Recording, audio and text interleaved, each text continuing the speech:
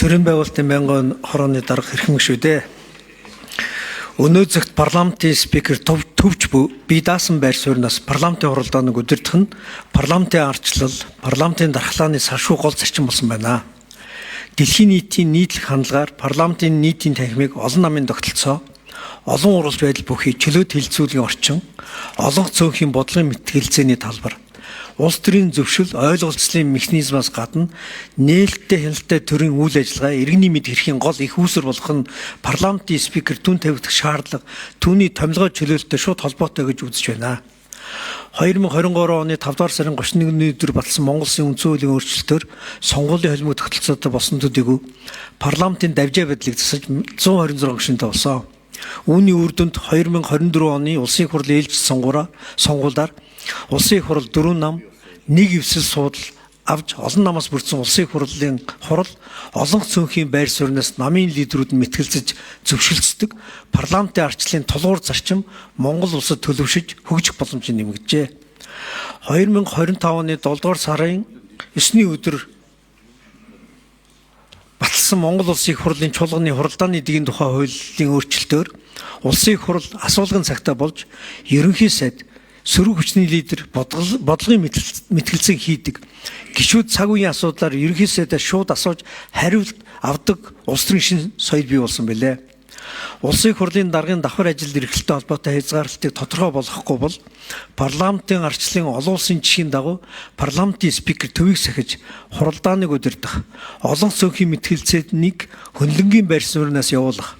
олонхын шийдвэр гаргах, цөөнхийн хяналт тавих эрхийг баталгаажуулах болон олон намын үйлдэл баримтал бодлогын өрсөлдөөнийг улсын их хурлд хэрэгжүүлэх явдлыг алдагдуулах эрсдэлтэй байна.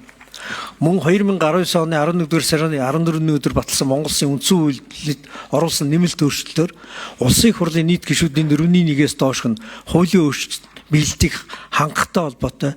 нийтийн ашиг сонирхлыг хөндсөн тодорхой асуудлаар хянан шалгах төр хороо байгуулах санал тавьбал улсын их хурл цөөнхийн төлөөлөг оролцлоо өнгө хорог байгуулах тухай шин зохицуулалт парламентын хэлтийн шинэ механизм бий болгосон.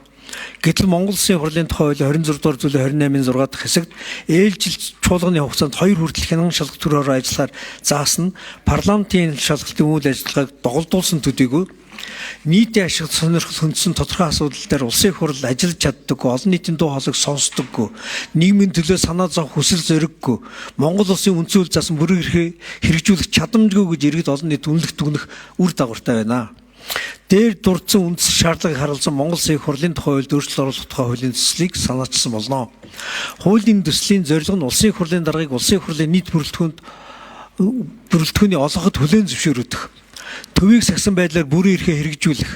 улсын их хурлын хуралдааныг сонирхлын зөрчилгүй, намжралгүй удирдах,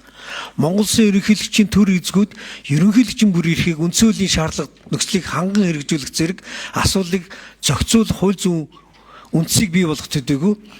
нийтийн ашиг сонирхлыг хөндсөн тодорхой асуудлаар хянан шалгах ажлыг үр нөлөөтэй зөв бус хязгаарлалтгүй хэрэгжүүлэх боломжийг олгоход чиглэнэ.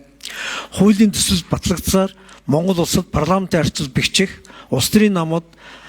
хариуцлагажих, хуулийн биелэлт, нийтийн ашиг сонирхлыг хөндсөн тодорхой асуудлаар улсын их хурл үндсэн хууль заасан бүрэн эрхээ бүрэн хэрэгжүүлэх хууль зүйн боломж нэмэгдэнэ.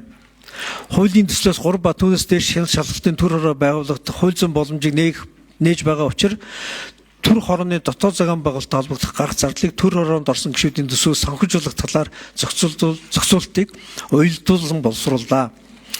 Хуулийн төслийн дагуу үүсч болох үр дагавартай холбогдуулан Монгол Улсын их хурлын чуулганы хуралдааны эдийн тухай хууль, Монгол Улсын их хурлын хяналт шалгалтын тухай хууль, намын гишүүнээс төлөвлөсөн зохих албан тушаалын тухай нэмэлт өөрчлөлт оруулах хуулийн төслийг боловсрууллаа. Хууль санаачлагч